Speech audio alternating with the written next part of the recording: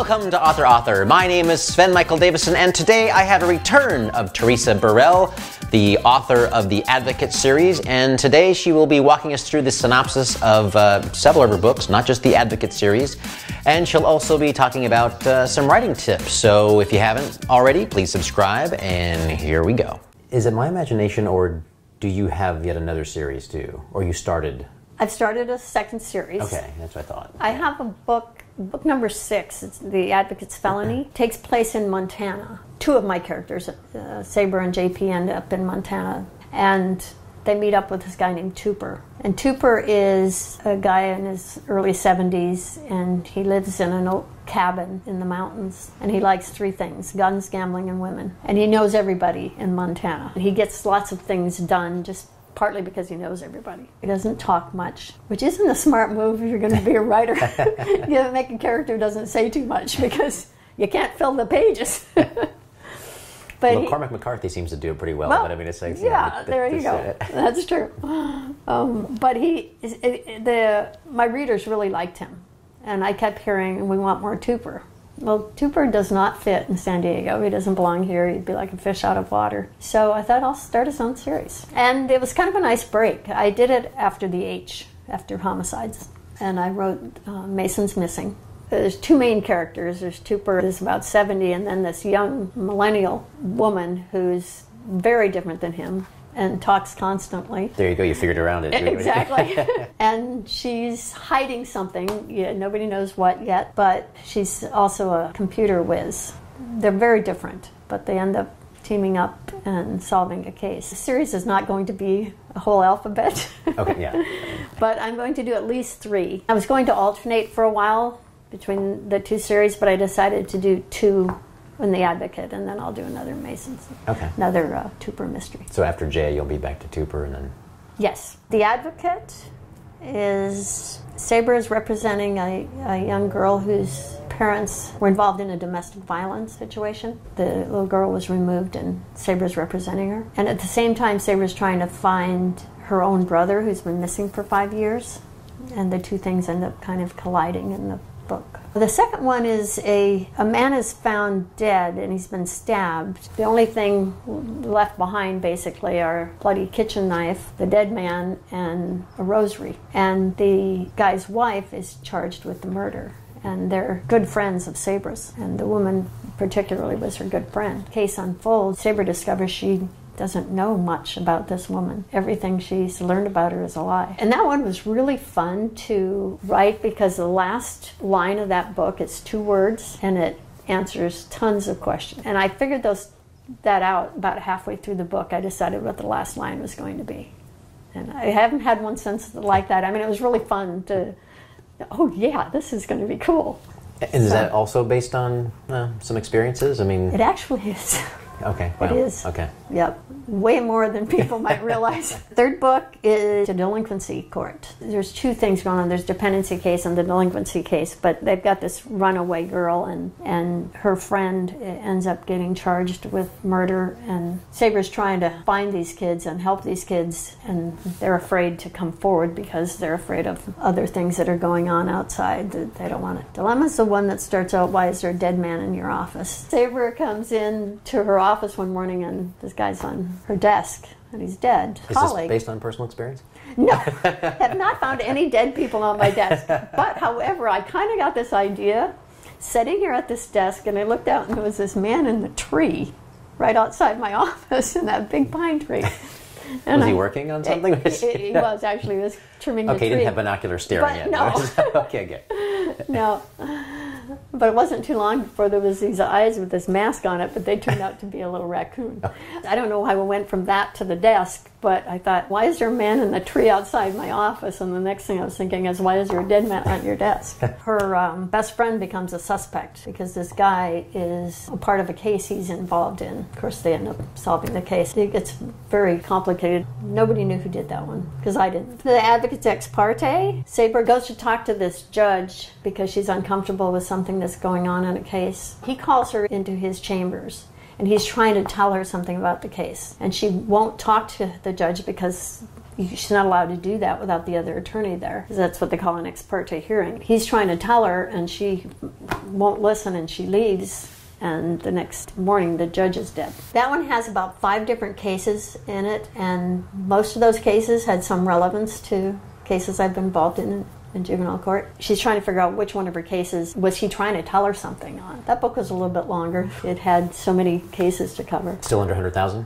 Oh, yeah. Okay. Yeah. But it was in the 90s as opposed to the 80s. Felony is the one she ends up in Montana. She's trying to find out something about her brother from book 1. They're following this trail through Montana, trying to find out what happened. And they meet up with Tupper, and he ends up helping them. Advocate's geocache.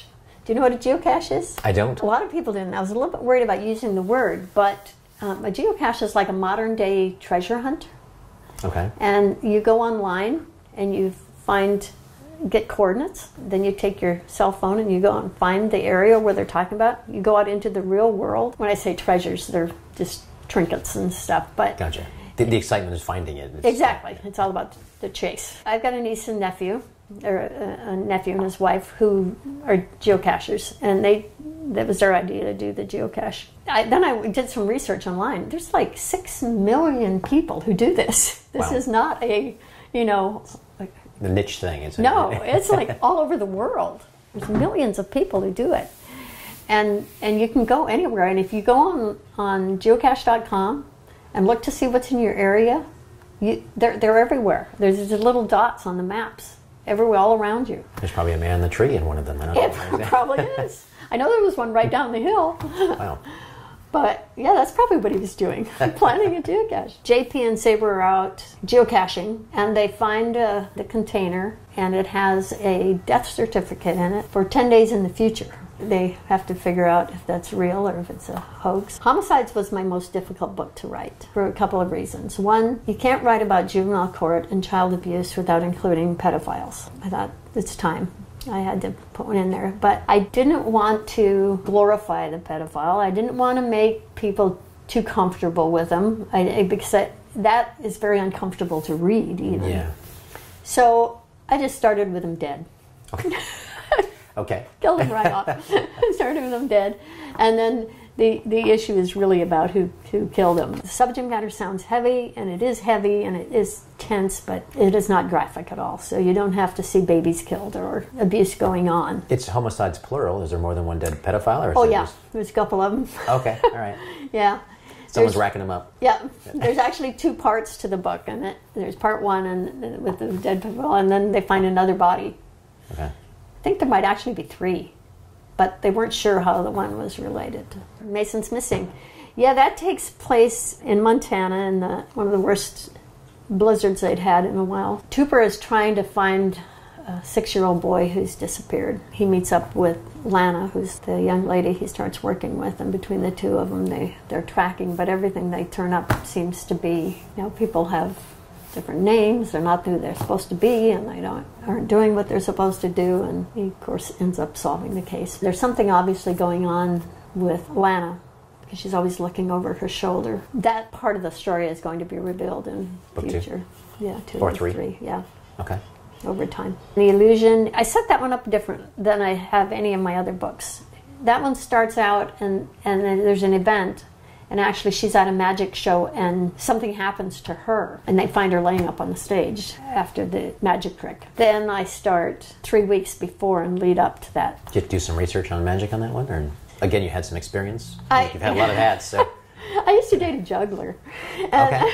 Aren't all men? No, I'm just kidding. Yeah, well, that's true. No, I dated a juggler for quite a few years, actually. And I was around the world of magic a lot, too. I'm curious, your names are fantastic. Are they inspired by real people? Where do you find them? Oh, Sabra. I had Tupper. Tupper's great, too. Well, Sabra came from a little girl I knew from juvenile court. I really can't get in too much of about her case. I named it after her. She was a really sweet little girl. Tupper was my brother's nickname. One of my brothers, my youngest brother, who's 10 years older than me. I called him Tupper when we were little. And he has the cabin in the mountain and likes guns, gambling, and women. And he doesn't talk much. He doesn't. He's not a big talker. Gotcha. He's got a very soft voice, actually, but he's got a very interesting history and past. Are there any other family members, not to be named, that you are drawing central characters on, or? No? I use bits and pieces of them, but I do use a lot of names from my family. Gotcha. And it's interesting. Sometimes I'll be writing a story and I'll use it, and the description. I'll put the name in there, and I use kind of their character, their description from them. Sometimes physical, sometimes they're just their personalities. But I don't always know where my characters are going. So, I used my nephew's name once, and I got to the end, and it turned out to be kind of a rotten kid. And so I changed the name because I didn't want to. And Bob, the Saber's friend Bob, is he's loosely based on a good friend of mine and a colleague I had at juvenile court. And JP? Yeah, JP too. Okay. JP is juvenile court. He was inspired by somebody I knew in the past. Are there any tips you might give a new writer out there? Write. Yeah. You've got to keep writing, and you're not going to make it with one book. I mean, you could get lucky, but most of us aren't going to make it with one book. To Kill a Mockingbird, I think that's the only case I can think of. But I mean, it's well, J.K. Rowling did okay with her first book. So, yeah. I mean, it took more to get series, out. But it became a series, but I mean, just, it's not your first one that's going to just, you're not going to write a book and get out there and be a star all of a sudden. Start your marketing plan now. Even if you haven't written a word, you can start your marketing plan before you start your writing. Gather emails and then write a good book. Are there any resources that you would suggest as far as writing a good book or marketing? Besides buying your book on marketing, I mean, are there any other resources you can think of? Like I said, I'd never taken any classes, but when I went to the Southern California Writers Conference the first time, I learned so much, and I would recommend that to every new writer out there. And there's other conferences around. It doesn't have to be that one, although I think that's one of the best ones locally or in Southern California. Everybody is very accessible and easy to talk to, and you can learn so much, but just on the writing skills alone. And it's also ways to network and meet publishers and agents. YouTube interviewers, that's right, absolutely. Then write, and write some more. You just got to keep writing. It took me, it was my 5th book before I actually made any kind of a living. Gotcha. Before you stopped selling tiki huts. Yes, exactly. And it took longer than that to get to my law, the amount of money I made practicing law. You just got to stick with it. Yeah. If you really like writing. And if you don't like writing, then don't expect to make a living at it, because it's just not worth the effort. Well, Teresa, thank you very much. You're welcome. 0 to 6 Figures is a marketing book for writers. I actually was able to get to that point, go from 0 with my writing to a 6-figure income. So many authors and writers ask me what I'm doing, and so I decided to write a book about it.